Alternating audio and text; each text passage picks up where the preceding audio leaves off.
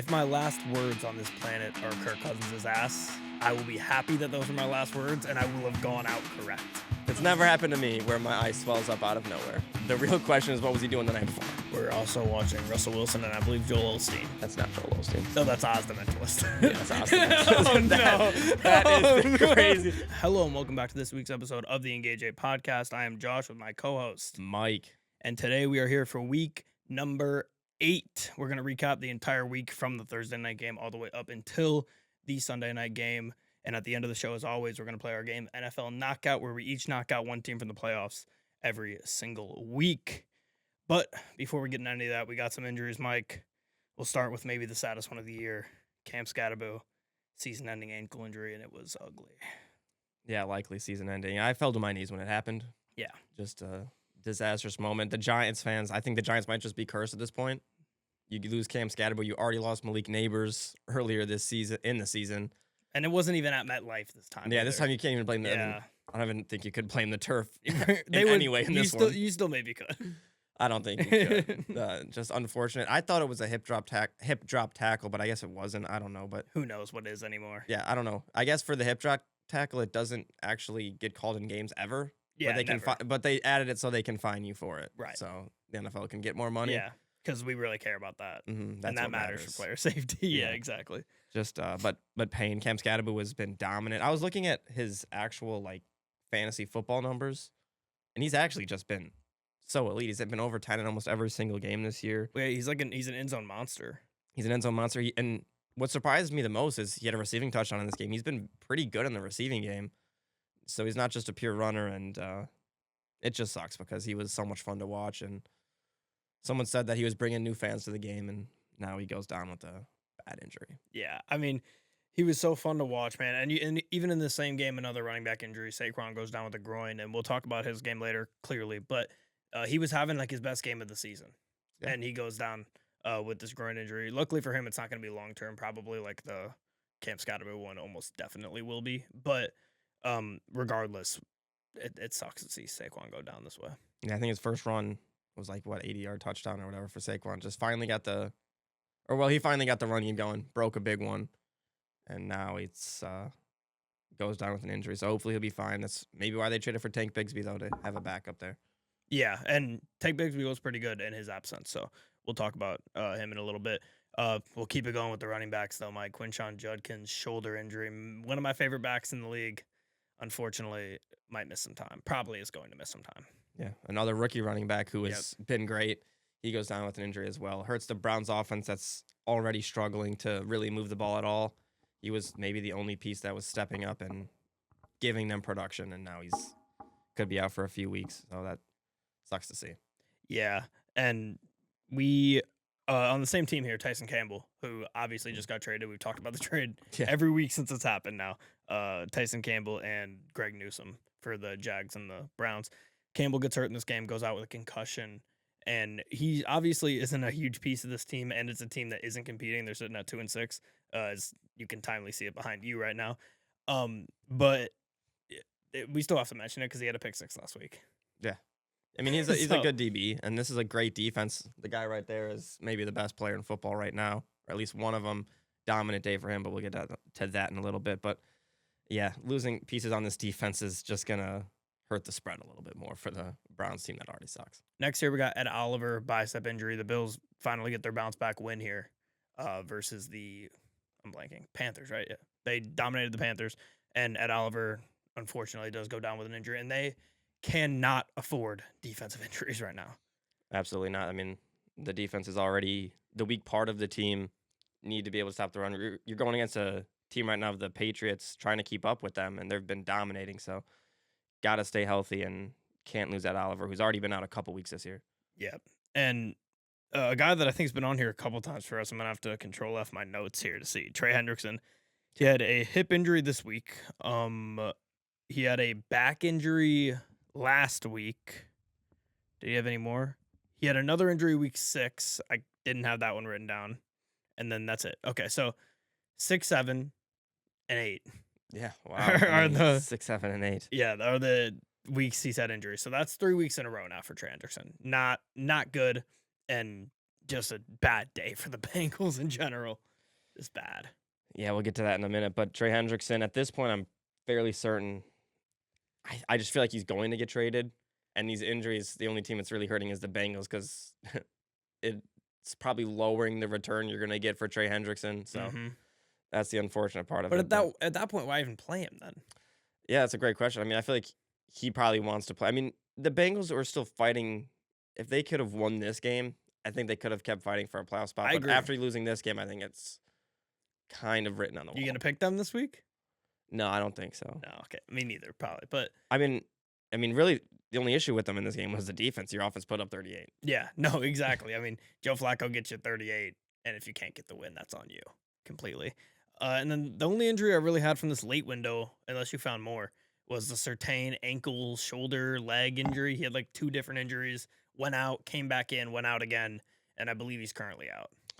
Yeah, and that's a defensive player of the year candidate, one of the best players on the Broncos. Luckily for Denver, they were dominating most of this game, so you're able to rest him. So hopefully he'll be all right. He's the best corner in the league, and yeah, you're up by 20 late in the game. Yeah, and should be all right. I don't think their bye is next week, but I think they have it coming up soon here. And the Broncos, I mean, we'll talk about them in a bit, but they're in a really good spot. They cannot afford to lose Surtain. But okay, you want to start with a recap here? Yeah, I was checking to see any other injuries in the late window. Couldn't find nothing. Really believe. Can't find any of note. Well, that's good. That's a good thing. It's not a bad thing. Yeah. Scadaboo, Judkins, Luther Burden was banged up. Daniel Bellinger, Minka Fitzpatrick, Jesse Bates, Tyson Campbell, Trey Anderson, Ed Oliver. Yep. Touched on the main ones, so. Yep. Good to know. Well, basically, one we didn't mention that we talked about possibly mentioning was Carson Wentz everything. Oh, yes. We could start with Thursday Night Football here. Chargers 37, Vikings 10. Vikings just got absolutely run out of the stadium by the Chargers. A team in the Chargers that was struggling going into this week. I think they lost like 2 or 3 in a row. They were not playing their best ball, and the Vikings go in there. Carson Wentz he was just in hell all game. I felt bad for him. I felt terrible. At some point, it was like, I forget who their 2 is. I know McCarthy was emergency. It was like Max Brosner. Yeah, I forget who their 2 was. At some point, you got to just put him in halfway through the game. Like, why just let Wentz get beat up like that? And I love KOC. I think he's a great coach. I didn't understand that decision at all. I didn't understand either at all. Yeah. It made no sense to me. He was out there dying on the field and struggling to get up. But if you're Carson Wentz, you want to keep playing. You know this is probably your last chance to be a legitimate one. Yeah, for sure. And he's out there trying his hardest. And you could see it on the sidelines. He was distraught. And unfortunate for him, they had no run game at all in this game, Minnesota. The Chargers defense, after a rough showing against the Colts, came up, dominated, and showed out. Kimani Vidal for the Chargers continues to be a weapon with no Amarian Hampton. You obviously lost Najee earlier in the year. He stepped up a 100-plus yard game again, and Herbert bounces back and has a solid day, and then is seen a couple days later on the sidelines of a Lakers game with Madison Beer. So he's living life. What a week for Justin Herbert. Yeah, it's been a big week for him. If you're a Amarian Hampton fantasy or dynasty owner, are you worried? No, I'm not worried. I mean, Kimani Vidal, I'm pretty sure, was on the practice squad up until this injury, and so maybe they're just a good run blocking team. Yeah, I mean, they have a good offensive line. Yeah, they have Oronde Gadsden. Has been fantastic. 2 weeks in a row, dominant. I wish his name was easier to say. Yeah, I'll be honest. But the Gadsden part, not the Oronde part. Yeah. But yeah, dude, he's an absolute stud rookie. He's been a stud, and crazy that after like the first 3 or 4 weeks, we were sitting here talking about how Quentin Johnston's up there with, I think it was like Addison and all those guys where he was drafted in that little cluster. And no receptions in this game for 0 yards. And Lad McConkey's back. So which is good. It's good. Everything is restored to how it should be. Balanced. But JJ McCarthy will be back next week for the Vikings. They're going into Detroit off a bye. I got a hard time believing they win this game against the Lions. Oh, 100%.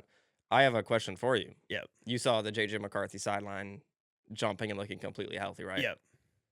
Do you think that he was really hurt this week, or do you think he should have went out there and played? I think he could have played, but they saw the opportunity for a long week going into a divisional game, and they took it. I'm starting to think that. I mean, this injury came out of nowhere in the first place. That's the hardest part for me. Right.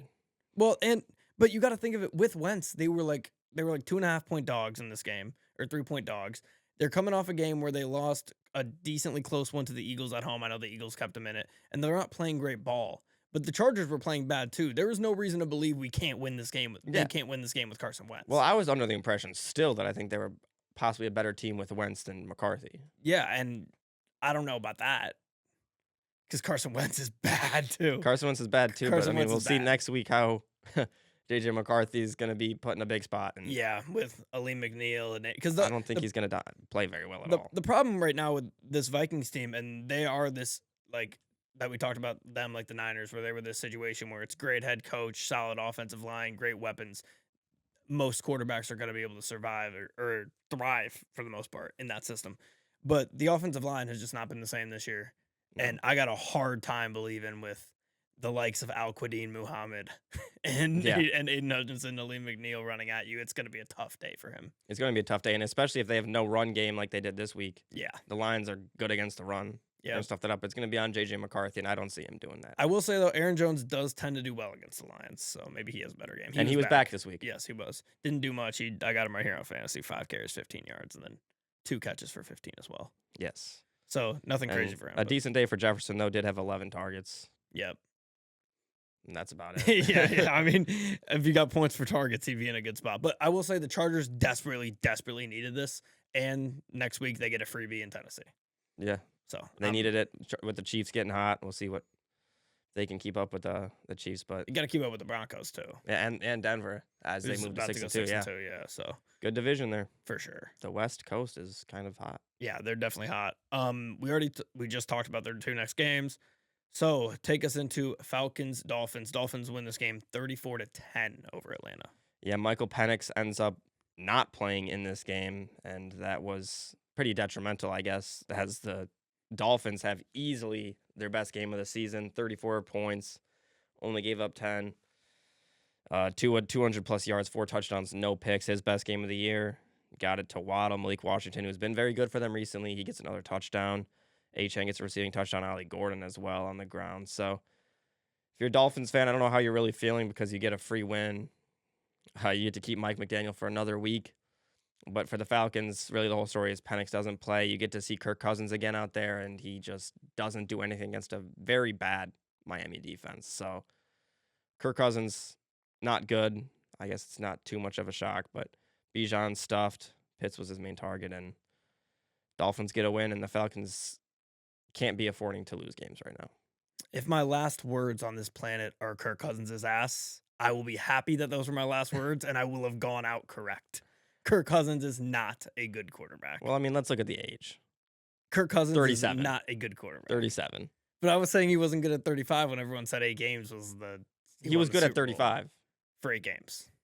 He got hurt. I mean, he was good while he was playing. And then he tore his Achilles, and it was exactly what everybody should have expected him to be. After he tore his Achilles is what you're talking about. Well, I said, yes, after he tore his Achilles. After he tore his Achilles, he's a different quarterback. He has not been as good, but... Yes. Before he tore his Achilles, he was a good quarterback. At points in his career. I guess that's where we disagree. He hasn't been a good quarterback his whole career. Most of it, I'd say he was a good quarterback. We're not going to see eye to eye on this one. I don't think so. Tua, he had an eye injury before the game, I guess. Yes. Or something. Do you know what that was? Yeah, I mean, it was an eye injury. What? Swelled up. I mean, the real question is, what was he doing the night before? Yeah. I don't think your eye just swells up out of nowhere. I mean, it's never happened to me where my eye swells up out of nowhere. Yeah. For no reason whatsoever. What are the names of those Patriots receivers? He might have been doing that. Yeah, oh no. That's what my... May I?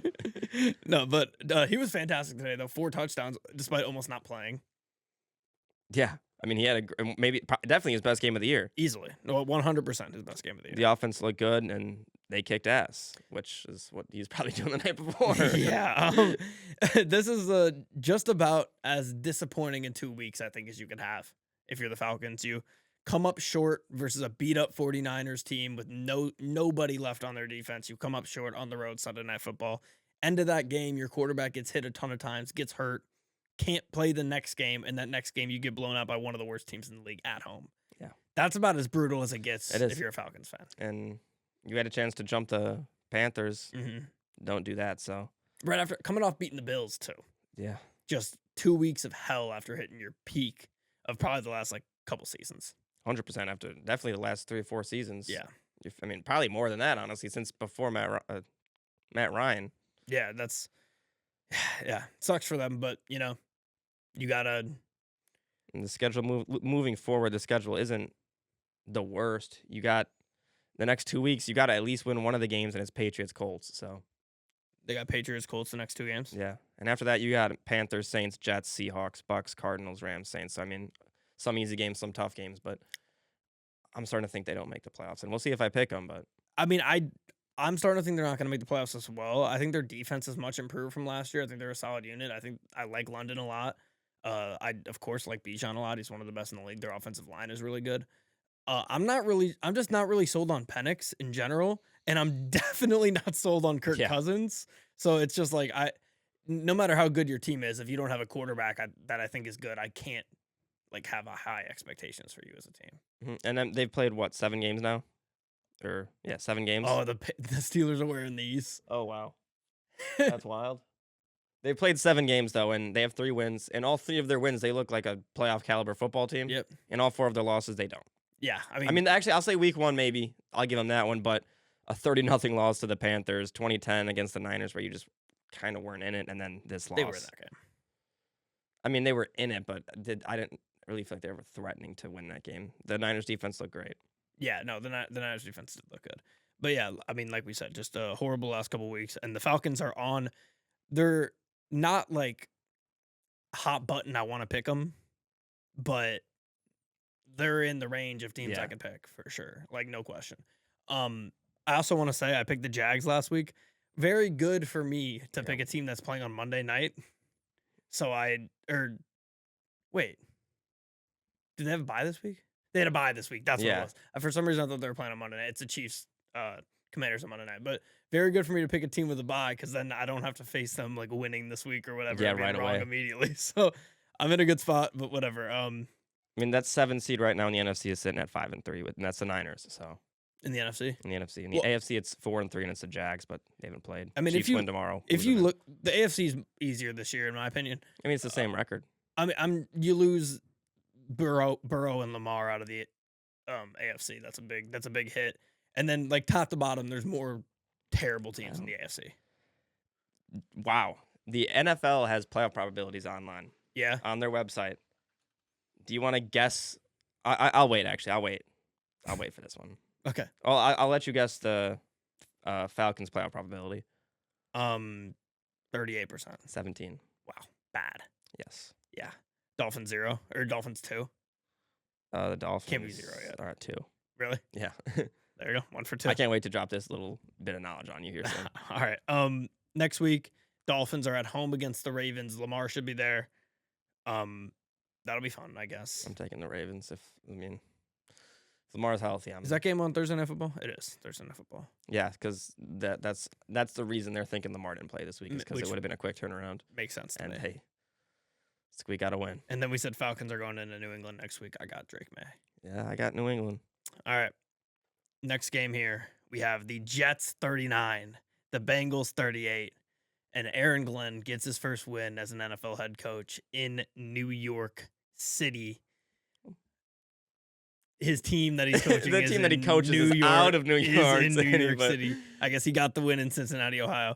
But just a bad choke from the Bengals here. I mean, they were up 2 touchdowns with 10 minutes remaining in this game. You got it close here. Like you said earlier, if they won this game, you're sitting at 4-4, and it's like, okay, we get Joe Burrow back in a couple months. If we can just hang in here, stay a game or two, and with 500, we get Joe Burrow for the last 2, 3, maybe 4 games, and we can make a run at this thing.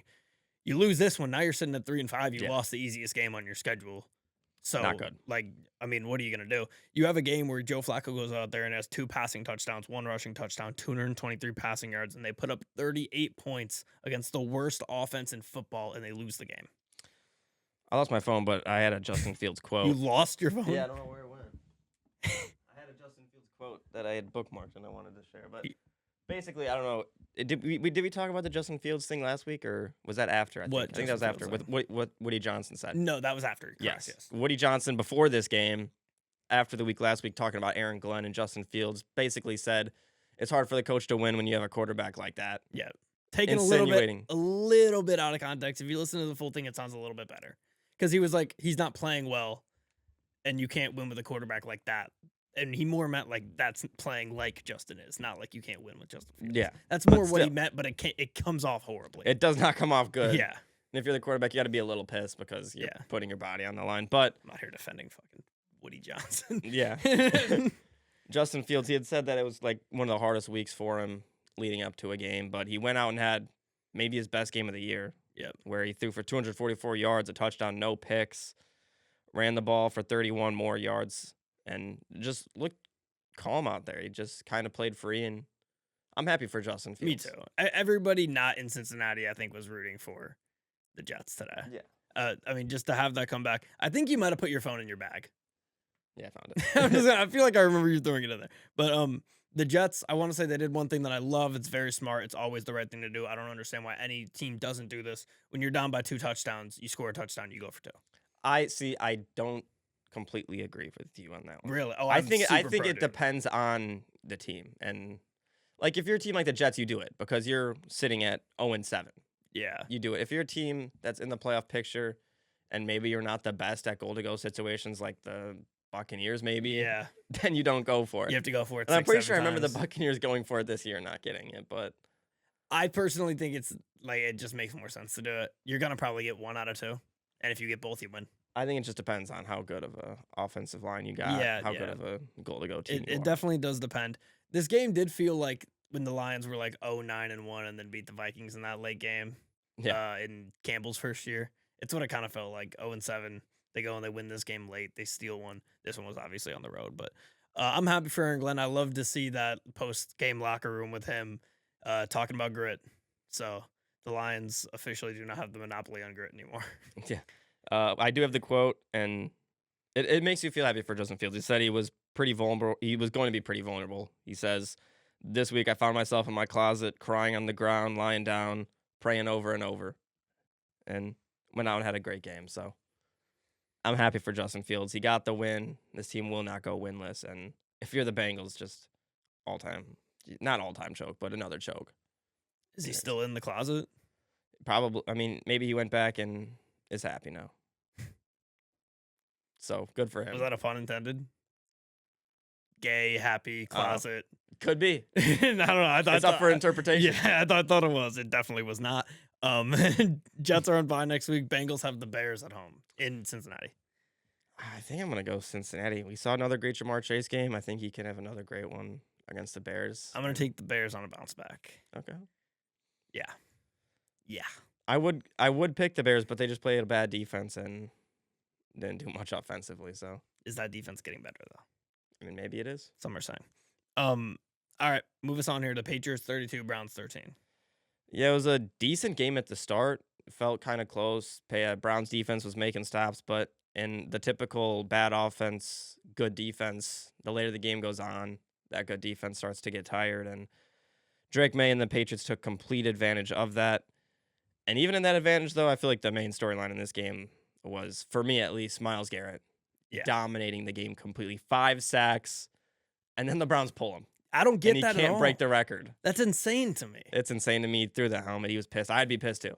What is Kevin Stefanski doing? I don't know. What else are they playing for? I don't get it. Are they playing for a playoff spot? Are they playing to stay healthy? Are they playing to trade him maybe? That is the only thing that makes sense. Is because we did bake on the Bengals for playing him and not being able to trade their guy now. I don't think Myles Garrett's getting traded though. It didn't feel like that ever, except for like that 1 week in the offseason. Then they cleared it up, and since then it's been fine. Yeah, and that's the thing though about the contract situation is people are saying you can't feel bad for Myles Garrett because he willingly signed a contract to stay with this team for a lot of money and took up a lot of the cap space. So it's partially his fault. Yep, we said the same thing about Dame. About Lillard. Yeah. I mean, if you wanna keep signing for a gazillion dollars with a bad team, you better not complain about it. Mm-hmm. Exactly. And if you're gonna pretend like you don't care, and then request the trade and get out, then you just look like an idiot. And that's what Dame did. I don't know if Myles Garrett's gonna do that, but we'll see. What do I have? What do I have left here? I had one more thing on this game. Oh yeah. A couple things actually. TreVeyon Henderson needs to be the starting running back in this offense. And we say it every single week. This week, he goes 10 carries, 75 yards. Stevenson, 14 for 34 yards. I mean, there's another team that did the same thing this week. We'll talk about them again. But, yeah. I don't understand that at all. But outside of that, it's hard to really pick apart this Pats team. Because, I mean, they're beating the hell out of these bad teams. They're going to play who's in front of them. And, excuse me, regardless of their terrible strength of schedule, they're probably going to win this division. Yeah, the strength of schedule is the whole thing that they have going for them. They got the Falcons, Bucs. Those are two kind of challenging games. And Jets, Bengals, Giants, 3 games they should win. Bills, Ravens, Jets, Dolphins. So, 3 hard games. And you got Drake May getting serenaded with MVP chance as well. He's played great football, and, he doesn't have the best receiving core.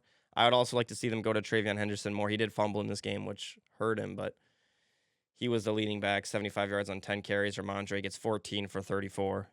It's always funny looking at the carries, and then one guy is just significantly more rushing yards. I mean, it doesn't make any sense to me. There's one later that makes I even literally less sense just to me. said that 4 seconds ago. Oh, you did? Yeah, I went on this whole spiel about the carries, and that there's one later that we're going to talk about. That was the first thing I said to open this game. Oh. I had just had that thought again when I saw Ramondre had 14 and Travion had 10. So I mean, we're talking about the same player. We are talking about the exact same thing. I mean, not even. Yes. You mentioned MVP. You wanna guess the top 5 again? Oh, the top 5. Well, I'm gonna stick with Mahomes at 1. That is still correct. Josh Allen will be in there just because Josh Allen. He is at 2. Drake May, I mean, I'm assuming he's top 5. He is at 3. Yeah. And after 3, there's a drop off. Drake May is plus 450 to win the NFL. I'm gonna say because I want to Jonathan Taylor. He is 8th. Okay, and then Daniel Jones. He is 5th. Wow, You're missing 4th. 4th has got to be like Baker. He is Really? 6th. Who am I missing? It's got to be a quarterback. It is a quarterback. NFC. Oh, Goof. Nope, he's 7th. Not Jared Goff. It would be Matthew Stafford. Oh yeah, Matt Stafford. It's Mahomes, Allen, May, Stafford. They're on a bye this week. That's why I wasn't thinking of them. Stafford, Daniel Jones, Baker, Jared Goff, Jonathan Taylor, Jalen Hurts, and Justin Herbert rounds out the top 10. I mean, I don't have too many disagreements, although I would say who's the best player in football been so far. I think you'd have to say Jonathan Taylor, but maybe a little bit of bias. Yeah, I mean, but I mean, if you look at the numbers, it's I feel like it's very easy in the NFL to NBA. It's a little bit, you start having the most valuable conversation. It's a little bit more blurry. NFL, if we're talking value, it's always going to be quarterbacks. Jonathan Taylor is arguably the best running back in the league. He's not more valuable than any other team's starting quarterback. Outside of like the I would say he's more valuable than Daniel Jones still. What? I think so. I don't think so at all. Would you rather play with Daniel Jones and Amir Abdullah or Jonathan Taylor and Sam Ehlinger or whoever your guy's backup is? Well, I mean, that's a massive drop. That's what I'm saying. The quarterback is always more important. Always. I get what you're saying, but at the same time, the numbers are just there. But I feel like you could say that with anybody behind Jonathan Taylor on this list. Like Jalen Hurts. If they lose Jalen Hurts, they're in trouble. More in trouble than the Colts are if they lose JT. Same thing with Herbert. Same thing with Jordan Love. I mean, we have to see if Jonathan Taylor got hurt, how bad the Colts run game would get, but we wouldn't know unless it happened. And we hope it does not. We hope it does not. Okay. Desperately hope it does not. Are we on here? We're going to talk Patriots, Falcons. Take us to Eagles, Giants. Eagles 38, Giants 20.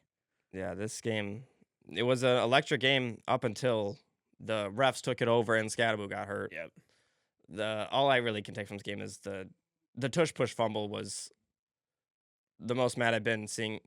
All I could think about during the tush, there was a play where the Eagles run a tush-push. Looked like maybe 3 seconds into the play, Hurts is reaching the ball out to try to get a first down. Was it Kayvon Thibodeau that grabbed it? I think so.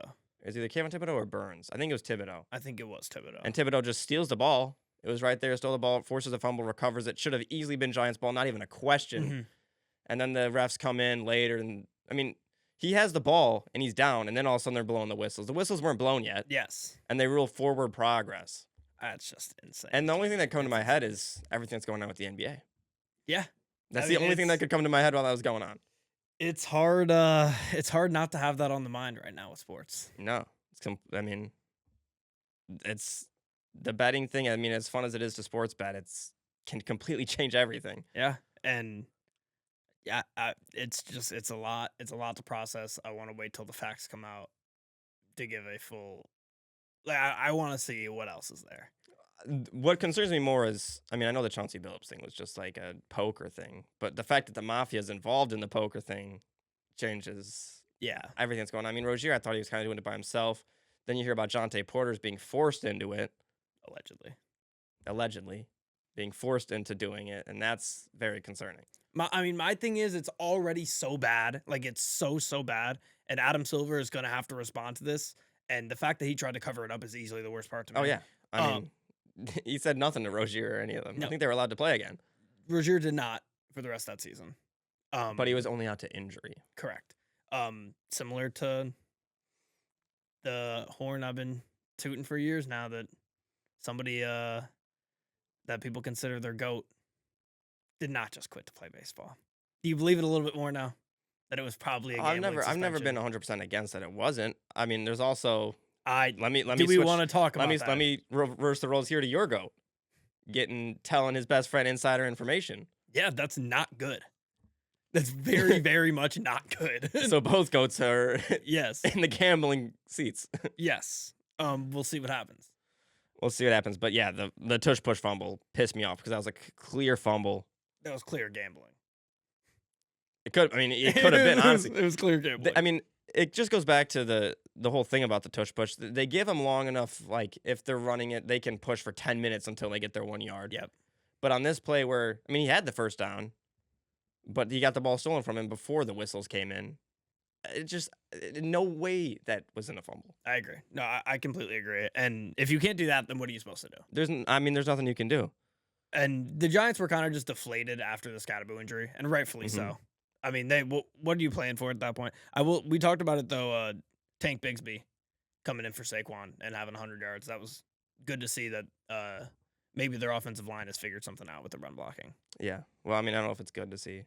I'm saying like good for the Eagles. Like Saquon goes for 150, and then you get Bigsby to come in and go for 100. It's like, okay, maybe the run blocking is where it needs to be. Yeah, which is good for the Eagles. But after today, I mean, I've always been okay with the Eagles, but that pissed me off a lot.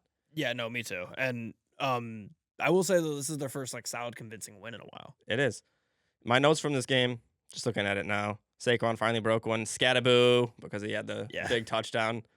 Awful call on the tush-push. He fumbled so fast, and now Scattaboo is dead. Yeah, that's basically how the game went. That's basically what happened. The Eagles are on bye next week, and the Giants play the 49ers. One more thing. Another thing that we didn't mention this game. 4th down call. Giants get a 60-yard touchdown. Yep. They call it offensive pass interference. Clearly was like defensive pass interference. If anything, was not offensive. I think it was on Slayton. Slayton should have had a 60-yard touchdown. They call it back. Dable was understandably still pissed. Yep. And that's just another. I don't know. The Eagles had the refs. They do. They needed a win. Yeah. They got it. They were gonna get it one way or another. All right. Bills go into Carolina, 40-9 victory over the Carolina Panthers. No Bryce Young, so this game doesn't count for the Panthers. James Cook in the first half, I think, had 160 rushing yards. I don't know what he finished with, like 210 or 216. Fantastic. Josh Allen didn't have to do much in this game at all. Honestly, I don't even think he was that great in fantasy, was he? 163 and a passing touchdown. Yeah. And then he got 2 rushing touchdowns, so he was good. Okay, so he was decent. But does, I believe, tie the record for most games with at least 1 passing and 1 rushing touchdown. Really? Yes. Okay, so good for what he tie Cam? Yes. Or no, he passed Cam, I think. Oh, okay. I think Cam had 45 and Josh Allen has 46 now. There you go. We need to give Bryce Young some more respect because, my God, this team was horrible with Andy Dalton. Horrible. Really bad. I mean, and then at the end of the first half, horrible time management by Andy Dalton, taking a rookie mistake, taking the sack instead of throwing the ball away. Team couldn't even get the 3 points there, and not good. And I think we can get into the running back case. Yeah, do you have the numbers for Dowdle and Hubbard here? Yeah, Chuba Hubbard, 12 carries, 34 yards, and a touchdown. Pretty sure it was like his longest run was 5 yards, so couldn't have been a long rushing touchdown. Rico Dowdle, 8 carries, 54 yards. Just what is Canales doing? Yeah, I don't get it. It makes absolutely 0 sense. Chuba's got to have something on him. He must. I mean, Chuba's a captain. You want the captain of your team to be good. Whatever. I don't care. You don't have to take away what looked like a top offensive weapon in football. Yeah. And just take the ball out of his hands completely. It's like, I know they said that they were taking notes from, the Lions and somebody else of how to run a 2 running back set. I don't know if they were taking notes from like 2022 Dan Campbell, where Jahmyr Gibbs would play like 10% of the time, and in that 10%, he'd look like the best player that's ever touched the field, and then he would still play David Montgomery 90% of the time. Maybe that's the games that he was studying from, but they're not doing a great job at this at all. Not at all. I mean, you can take that and whatever, but you look at other teams like Jonathan Taylor, he's getting like 95% of the carries. Yeah. And he's leading in everything. So, and you only do that when you have 2 running backs who are 2 of the best in the league. You don't do it when you have Chuba Hubbard and then a guy who's doing Barry Sanders. Yeah. Like, I mean, David Montgomery Jahmyr Gibbs is better, not a question. Yes. But David Montgomery is a competent, very good running back. You're going to give him touches if you can. Yep, 100%. You don't have to give Chuba Hubbard touches. You don't have to. You're going to be fine. Yeah, I think you'll live without Chuba Hubbard touching the ball. I'm trying to get the updated number because ESPN doesn't update it. But going into this week, Rico Dowdle was still 3rd in rushing yards. And I do have the updated. He's now 5th at 605 yards, just behind Javonte. And can you guess the top 3? I'm going to make you guess. The top 3 for what again? Rushing yards. This year? Yes. Total rushing yards. Jonathan Taylor. Yep. Is Gibbs on there? Gibbs is 9th. He's 9th? Mm-hmm. So it's going to be guys that didn't have buys probably, right? One of them has had a bye, I think. Is Dowdle one of them? No. Okay. Jacobs? No. He was in this game. He was in this game? Yeah. What game were we talking about again? Bills Panthers. Oh, James Cook. Yeah. Well, he had 800 yards today. And then who would is it? It's not A-Chain, is it? It's not. It's someone you wouldn't guess. New team. Oh, is it Javonte? He's 4th. Ooh. He's actually 1 yard behind this guy. So right there, it's J.K. Dobbins. Oh, wow. J.K. Dobbins, top 3 in rushing yards. J.K. Dobbins and Javonte Williams, top 4 in rushing yards. Yeah, and Rico Dowdle, 5. Yeah, that is crazy. What is 2025? You got Bijan at 7. He has 1 game less played. But yeah, James Cook only played 7 games. So he's right there. That is just absurd. What a 5 there. Bills next week, like we talked about before, they are at home against Kansas City. Yeah, I'm gonna. It's a regular season game, but I think I'm giving this one to the Chiefs. They've looked better. Agreed. And then Panthers at Packers. I'm going to take the Packers as well. Bryce Young's still a little banged up. Yep. I'm excited to talk about this one. I know you are too. Ravens 30, Bears 16. Such a Bears game to lose here against a backup quarterback after winning 4 in a row, coming off of a bye. Wait, are they coming off of a bye? No, they're not, right?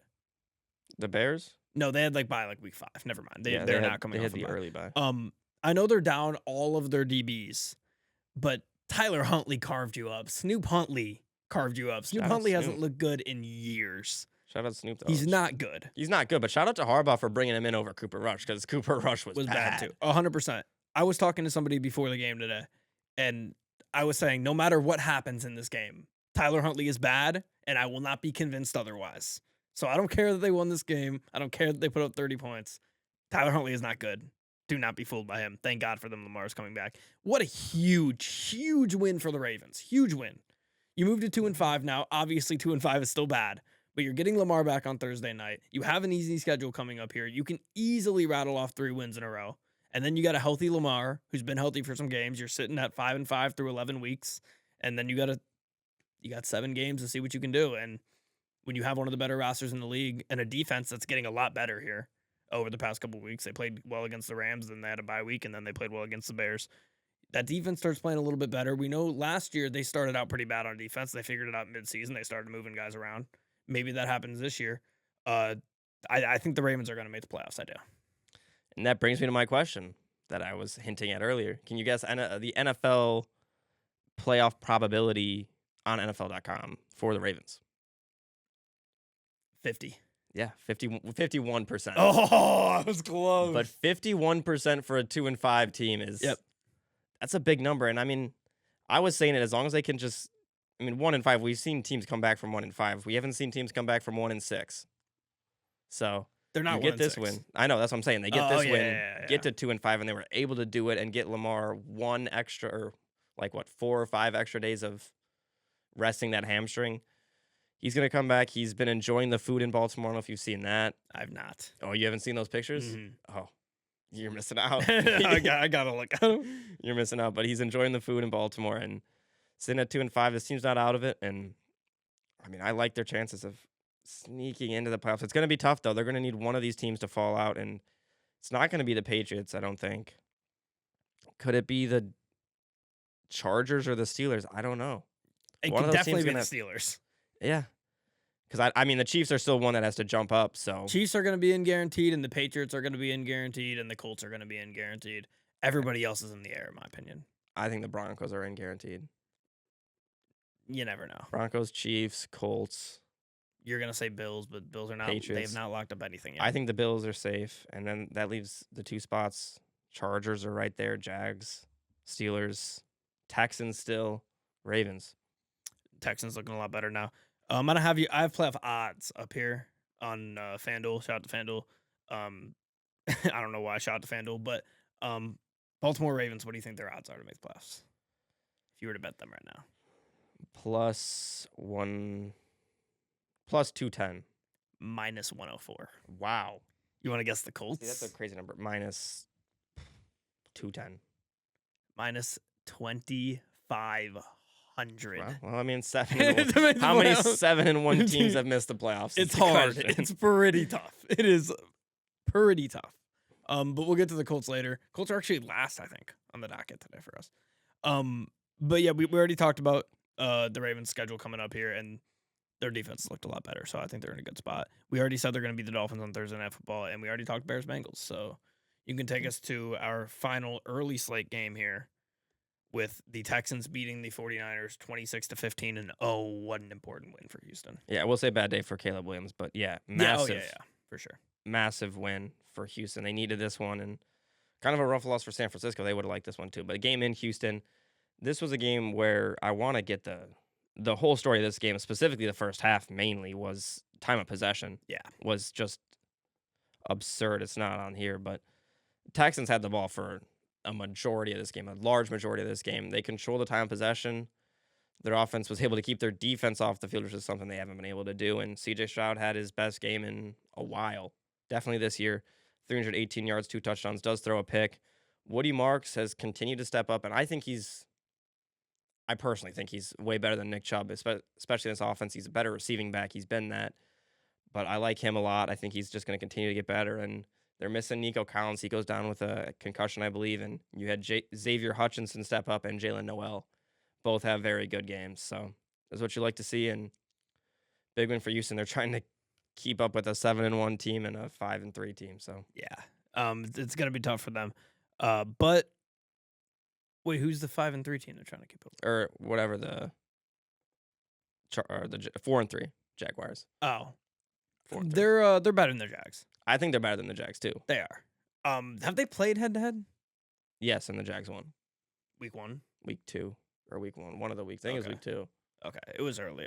I think if they play again, I like the Texans. But the Texans offense, like you said, they're looking a lot better, or they looked a lot better in this game, I should say. Like you said, they dominated that time of possession in the first half. The Niners barely had the ball. It was a must-win for Houston. They had to win this game. What did they move up? What did they move up to now? 3-4. 3-4. Okay, much better than 2-6. And I know that's like lazy analysis, but I mean it is obviously much better than 2-6 or 2-5. The Texans pass rush, they ate Mac Jones lunch all day. Will Anderson, Danielle Hunter, what are you gonna do there? And it's truly just the O-line for this Texans team. Like, even with all their wide receiver injuries and losing Diggs in the offseason, they have a lot of good weapons. Hutchinson's a very good weapon. They have Higgins, who's a very good weapon. They, of course, have Woody Marks, and they have Nick Chubb, and they have Dalton Schultz, and they have a ton of good weapons. Their defense is super talented, one of the best in the league. C.J. Stroud had one of the better rookie seasons we've ever seen. He's still one of the most talented quarterbacks in the league, but this offensive line just holds them back. And they have so much potential, and it kills me, but I like to see when they win like this. They do have a lot of potential. I mean, the defense is top 5 in the league. Yeah, easily. 41-22 to 18-38 time of possession. So, yeah, when the offense can do that, that's big time. Joe Mixon should still be coming back soon, which is, I guess, an addition there. What a room. I think he's solid. I think Nick Chubb, the injuries have caught up. Yeah. But I like Woody Marks a lot. I think Woody Marks can be a weapon for them. Damian Pierce. Then you got Damian Pierce Is as he well. still on the team? So, I think he is. I don't know if he really plays much. They got Ogunbowale as well, who gets some touches. But big win for them. They were able to shut down CMC, mainly in the run game and the passing game. I think he had less than 10 fantasy points today. Quiet game for him. Is that Ogunbowale related to the WNBA Ogunbowale? That's her brother. Oh. Yeah. Interesting. Yeah. Very I know interesting. that. She's better than him. Yeah. Definitely. Definitely an athletic family, though. Yeah, Holy cow. For sure. But Mac Jones comes down to earth after being a great quarterback for a couple weeks. Isn't great, and I think Brock Purdy will be back next week. So finally. But they're still like 5-2, right? They're 5-3. 5-3. Like, they're fine. They're in a good spot. I mean, they're just so hurt. Their playoff probability right now on NFL is 69%. What's the odds? Wow. You have the odds? No. I closed it. If they're 69%, they're definitely high, though. They're definitely minus. If you're 2 games above 500 at this point in the season, you're gonna have a pretty good odds. Right now, they're fighting with the Bears, Panthers, Cowboys, Falcons, Vikings, Cardinals. Say those teams again. Commanders. The teams outside looking in the NFC right now are the Bears, Panthers, Cowboys, Falcons, Vikings, Commanders. Yeah. Cardinals. The Niners can easily. I mean, honestly, we could be looking at the 7 teams in the NFC right now in the playoffs already. Lions, Packers, Eagles, Bucs, Seahawks, Rams, Niners.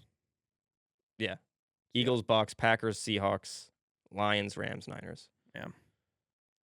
Okay. I think that's a 7 right there, but if there's any team that's going to squeak its way in, it's going to either be the Bears or Cowboys, in my opinion. Yeah, that's going to be interesting. I'm excited to see that. Would love. I would say the NFC definitely has. They have the 7 teams that are like firmly in the AFC's definitely. You could see teams move a lot. Yeah, and there's teams that like. There are some teams that I don't think are great teams that could sneak in. In the NFC? In the AFC. Yeah. I don't think there's going to be an NFC team in there that's like a complete fraud. Mm-hmm. I agree with that. Like the Jags, I don't think are good. They could sneak in. I hope to God they don't, considering I picked them in week 8 or whatever. But or week 7. But all right, we have Texans versus Broncos next week in Houston. Defensive showdown. That's going to be a defensive battle. I like the Broncos defense more, but if it's in Houston, the Texans know they're going to need that win. Yep. I'm going to go with Houston. I'm going to go with Denver on the road. And then 49ers at Giants. I'm going to take the Giants. I'm taking the 49ers. Okay. Interesting take there. It's so shocking without the top guys. I do have a little bit of news quickly. I was reading this. Breaking news. Just happened 3 minutes ago. Massive news in the college football world. Brian Kelly has been fired. Wow. Yeah. Wow. Earlier today, he was fired. I wonder what that buyout is. That's going to have to be a massive buyout. Wow. He was so at home there in Louisiana. Yeah, I know. Had to leave Notre Dame and oh my God, that's crazy. Lost his 3rd game this week. Got killed by Texas A&M. Yeah. Very fun week for college. He signed a 10-year contract in 2021. So he has 6 years left? 6 or 7. His buyout is $52.3 million. Whew. If fired after this season, if they fire him during the season, it's additional 90% of the $9.4 million he was supposed to make. So another $7 million on top of that. Yeah. So a little definitely a top 10. That little 60. Is that more than James Franklin's? No, James Franklin was 4, I think. 40? No, he was number 4 on the most high. No, I'm pretty sure James Franklin was 1. No, I think Kirby was 1. No, I mean that's actually been bought out. Oh, I was talking about potential buyouts. No, I think I'm talking about actual I think Brian Kelly's 8 or 9 on that on the potential. So he's got to be 2 on actually. Because I know as a Michigan State fan, Jonathan Smith would have before this he would have been, I think it was 3rd or 4th most, and his is only $32 million. Jesus Christ! So that's so much money to not do anything. Yeah. Is it a good thing or a bad thing? Now you can go coach another team, and you already got guaranteed 52. Actually, I don't know how that works. If you can't coach right away, I'm assuming. No, I think if you coach right away, part of your buyout is voided. That's why Coach O is just rolling in it because he's not coaching and he's getting his full buyout. Should have kept Coach O. Yep. Should have kept Coach O. At least you wouldn't have had to pay $59 million to Brian Kelly. Yep. Instead, you tried to get Midwest Coach O, and it didn't work. Yeah. All right. We'll move on to the afternoon or the midday slate here. Buccaneers 2, Buccaneers 20, Saints 3. Saints goal line defense was very, very good in this game. We saw the Bucs have 7 consecutive plays at the 1-yard line over 2 possessions, not get in the end zone. Eventually, on 4th down on the second drive, they made their way in the end zone. And honestly, dude, my only stories from this game are like this game sucked. It was gross. There was a ton of fumbles. Tyler Shuck came in for Rattler. That felt very premature to me. It did as well. I mean, Rattler wasn't great, but I mean, he was 15 for 21. He's going against a good defense that's wants to win the game badly, and that played great against a great offense last week in the number 1 offense in the league last week. This Bucs defense damn near shut them down. And then Rattler goes out there and plays okay. They're down 11, and you're like, this is the time we need to get the rookie in. Yeah, and Show was not better at all, maybe worse. I mean, they pretty much played the same, but yeah, I thought it was premature. And the Buccaneers, their offense, not a good day for them at all. No. They only put up 7 points 10 points total or something like that. Depending on 2 how defensive touchdowns. touchdowns. Yeah. So I think they had one. They have one offensive touchdown. I think it was. Then they missed an extra it was point, Sean or Tucker they went for 2 or something. Yeah. Yeah. Well, it was that 4th down when they finally made their way in the end zone. That was their only offensive touchdown. But yeah, the Bucs were not great today offensively, but you couldn't lose this game. They didn't. And I don't believe we mentioned Mike Evans' injury because we didn't talk about the Lions. Yeah, Mike Evans broken collarbone. He's out for probably the year. A long time. Could be the year. His streak will end, unfortunately for him, and that sucks to see. But now without Mike Evans, they're down to pretty much Emeka Egbuka, Tez Johnson, Cameron Johnson. When Godwin comes back. And then they'll get Godwin back. So they're a little bit depleted there. They're still missing Bucky Irving as well. I think he was kind of ruled out a little early this week, so next week is still questionable up in the air. So you'd like to see him back, though. Baker Mayfield, only 152 yards in this game. Probably hurt the MVP case. He was like, 6th? Yep. So that's really all you can really take away from it. They beat a team that they should have beat. Yeah, coming off about a tough loss to the Lions. But with all those injuries, they're on bye next week. So that's good. Oh, so Bucky hopefully will be back after the bye. Best possible timing. Yep, exactly. Get the defense just more healthy. And the defense is so good. So, I mean, like, you can, when you have weapons, this team is still contenders to me. Yes, to me they are. And then Saints go into LA to play the Rams off a bye. Sean McVay is going to run them off the field there. I don't have the final score for I do not have the final score for the Broncos game. 44-24. 44-24 Broncos over the Cowboys. Take us away. Bo Nix plays great in this game. The Cowboys defense, we see the struggles emerge again when the Broncos are able to run the ball. I always say it. That's usually when Bo Nix has his good games, and they were able to do so in this game. J.K. Dobbins, 111 yards. R.J. Harvey, 46 yards. He broke a big one for a touchdown, a 40-yard touchdown untouched. He had 2 touchdowns total in this game. The run game was there for Denver. It opened up the pass game. We saw Cortland Sutton solid. Troy Franklin have another good game. He had 2 touchdowns as well. And the Broncos pretty much ran him off the field at home. Dak, another guy who's kind of clamoring for MVP, he has a rough game against a elite Broncos defense. He was sacked only twice, but threw 2 picks. The run game wasn't there for Javonte Williams. He does get 2 touchdowns. And just a dominant win for the Broncos after a week last week where they played horrible for 3 quarters. Now they've played very good football for 5 straight. Yep. They're playing really, really, really good ball right now. We already talked about how they have the Texans next week.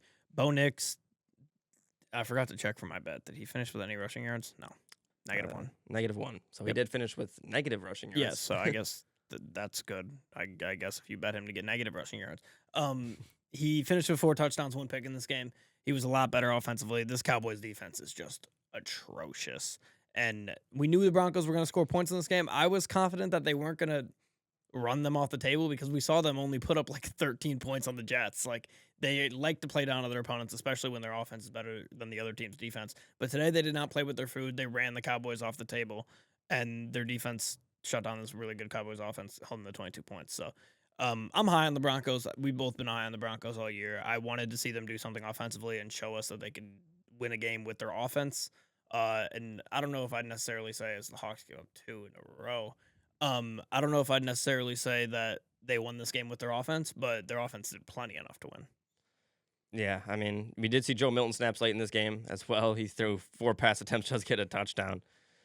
But Just kind of a disappointing loss for the Broncos. He fall to 3-4-1. You would have at least liked to play it a little bit closer, but yeah, like you said, that defense was just atrocious for Dallas. And Bo Nix dominates. Broncos still leading that division now. Their playoff probability is up to 91%. So they're really battling with the Chiefs now for a division title, and the Chargers, I should say. Yeah. A 3-way battle for the division title, and they have the advantage right now. So we'll see if they can keep that going. But they were wearing the throwbacks in this game. They looked good winning, and they dominated. Yeah, absolutely dominated. We already talked Broncos, Texans, and then the Cowboys are at home against the Cardinals on Monday Night Football. I'm going to go Cowboys. I'm going to go Cowboys as well at home. They need it more, I guess. And then you can start us here for the final game of the week. Colts 38, Titans 14. Colts did exactly what they had to do in this game. They dominated it pretty much from the start, went up 10-0 very quickly.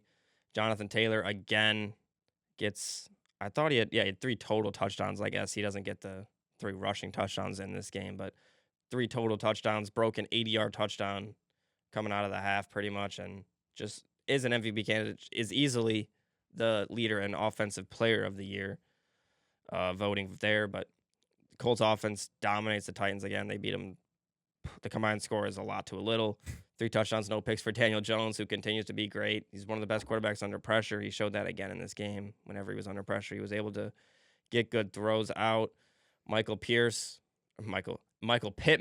with another great game. You were talking about, he had that couple big catches, one where he bobbled it, caught it in the air, and then on that same possession gets a nice touchdown with basically just his bicep catching the ball. 95 yards, a touchdown for him. Alec Pierce had 2 big catches. Josh Downs, just a short target, third down threat. Solid game for him. He got a touchdown. And the Colts defense, for the most part, shut out Tennessee. Only gave up 7 real points, gave up 7 garbage points. And Cam Ward's rookie struggles continue. The coaching boost for the Titans hasn't happened. It's not going to happen. It's not going to happen. Well, they got Brian Kelly coming in. Yeah. So they're going to be in a good spot when Brian Kelly comes to town. But, I said it last week how I liken this Colts team to the Lions, and this is what the Lions do. They beat the hell out of really, really bad teams. The Colts do that as well. Never looked like the Titans had a chance in this game, and the Colts just dominated all 3 phases. It was never close. This is what great teams do. There's a reason why they're minus 2,500 to make the playoffs, and it's because they are guaranteed to make the playoffs. Just going to knock on wood, just in case. They're guaranteed. I'll lock them in. Pick them in knockout. Let's look at their schedule here. Let's find the losses. Find the losses in the Colts schedule. I mean, the Chiefs game's a rough game, but Patrick Mahomes has, outside of the Chiefs, obviously, because he's always played for them, there's only one team he hasn't beaten the regular season. It's the Colts. And it's the Indianapolis Colts. I think he's either 0-1 or 0-2. Okay. I'm going to say, just looking at the schedule here, I do think they lose that Chiefs game. So I'll take that Chiefs game as 1. They're going to kill the Falcons. They're going to beat the Texans at least once. They're going to beat the Jaguars at least once. They probably beat the Niners at home. So let's say they lose to the Chiefs. And then I think if you take the Steelers game and then all 4 of the divisional games there, I think they lose 2 max of those. So I see 3 maximum losses here. Yeah. The Seahawks game is the toughest game I see on the schedule outside of the Chiefs. I forgot about that Seahawks as well. Okay. At Seahawks, but I'm going to predict 12-5 at absolute worst. I think 12-5 is nightmare scenario. Yeah, I think 12-5 and win the division is worst case scenario. Yep. Still, that's what I'm hoping for. I want to win the division first, but I mean, getting that 1 seed would just be cinema. We're also watching Russell Wilson and I believe Joel Osteen on the TV, so That's not Joel Osteen. It's not? No. No, that's Oz the Mentalist. Yeah, that's Oz the Mentalist. Oh, no. That is crazy. I was going to say that's not Joel Osteen. Oh, that is Oz the Mentalist. The first person to ever oh, no. guess Joel Osteen for Oz the Mentalist. Colts at Steelers next week. By the way, yeah, screw Oz the Mentalist. I hate You don't this like guy. him? Hate him. Why? It just scares the shit out of me. Don't know how. These things either have to be pre-known or something. I don't know. I mean, he'll just guess people's phone password. I don't know. You don't believe in it? Look at him. Okay, we're bad podcasting. Da Vinci, we must have somehow guessed Da Vinci. I mean, he's selling out stadiums for this. He is, though. I don't think it's his event. But, what was I going to say? Titans next week. They got the Chargers. Oh, 60 minutes. No, great. Titans got the Chargers. I got the Chargers, and then Colts are in Pittsburgh against the Steelers. I'm gonna pick the Colts though. I'm gonna pick the Colts because we don't know what we're gonna see tonight from the Steelers. If the Steelers go out there and handle the Packers easily at home, then I'd pick the Steelers. But we'll see. Last 2 times the Colts have played the Steelers, I believe we've played them very well. I still think of the Michael Pittman hit that I think it was DeMonte Kazee had on him. So maybe a little bit of a Michael Pittman revenge game against Pittsburgh and continue the offensive onslaught that they have so far. Pittsburgh. I'm going to go with the Colts. All right. We'll move on to knockout here. I'm going to make you go first. I will read off your teams you have knocked out. I went first last week, though. Yep. I'm still going to make you go first again. That's crazy. If you're new and it's the first time you've watched this game, every single week, each of us individually pick one team to eliminate from the playoffs. So we will each have 18 teams eliminated after 18 weeks with 14 teams remaining for the playoffs. Seeing if we can go perfect. Mike, so far, through 7 weeks, has eliminated the Dolphins, the Browns, the Jets, the Titans, the Saints, the Cardinals, and the Raiders are your 7 teams. Saints, Chargers, Raiders, Titans, Browns, Dolphins, Jets. Who's number 8 for you? I think I'm going to play it safe one more week. You love playing it safe. I'm going to play it safe one more week. And, I'll play it safe one more week. Why not? I'm going to go with the Giants. Lame. I want to put him to rest now with Cam Scatterboo so I can put him in the same coffin. It hurts, but it must be done. Okay. Rest in peace, Scatterboo. I'm going to miss you so much. That's just not how I play this game. I still have the Giants and the Dolphins available. Best believe I'm going to make fun of you when you pick, like, the Dolphins in week 8. Like, or not week 8, but it is week 8. Yeah. Week, 14, and you still have the Dolphins, and I can maybe wait till they get eliminated. But I'm going to take the Atlanta Falcons. Fair enough. Kirk's ass. Penix is maybe ass. And the rest of the team is good, but I don't think you can win with that much ass. I know what team I'm going to write down. So I'm going with the Falcons. I'm going to write down right now what team I'm picking to eliminate next week. And I will reveal it next week. Lions on from the next top episode. rope. All right. So my eliminated teams now are the Jets, the Browns, the Jaguars, the Titans, the Saints, the Raiders, the Cardinals, and the Atlanta Falcons. And this is. Yep. There it is. This is the week with the most buys. So shout out to us for getting to the week where we finally get 6 buys. Yeah. Love it. Or what? So 3 games. Feels great. Feels great. All right. That will be it, though, for this episode of the Engage Podcast. If you made it this far, don't forget to hit like, subscribe, hit all of our other channels in the description, as well as our shorts channels, TikToks, Twitter, Spotify, all that good stuff. And we will see everybody next week for week 9.